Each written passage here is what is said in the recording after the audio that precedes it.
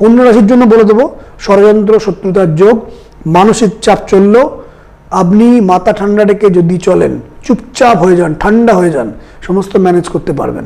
একদম ঠান্ডা হয়ে যান, কথা বুদ্ধি করে বলুন, কোনো রিয়াক্ট করার দরকার নেই। কন্যা রাশি দেখুন, অনুনয়ে বিনয়ে বাটারিং অয়েলিং করে চলুন, সমস্ত কিছু আপনার ফেভারে থাকবে। কার্য অগ্রগতি খুব ধীরে ধীরে হবে। নিজের জোরালো প্রচেষ্টার জোরে কর্মক্ষেত্রে উন্নতির যোগ, পারিবারিক জীবনে অশান্তির যোগ, দূর থেকে পাওয়া কোনো সংবাদে আপনি ডবল থটের মধ্যে পড়তে পারেন, এগোবো না, এগুলো দুটো লাভ হবে, 5টা ক্ষতি হবে, না এগুলো আবার কিন্তু কিছু ঝঞ্ঝাট হবে, আপনি একটা কনফিউশনের মধ্যে পড়বেন। কন্যা রাশি সপ্তাহের শেষ দিকে কন্যা রাশির জন্য প্রিয়জন অথবা আপনার কোনো ভাই বা বোন বা ভাই বোনের মতন কেউ কারোর জন্য এক্সট্রা করতে গিয়ে একটু কোনো কাজে একটু ব্রেক পেতে হবে।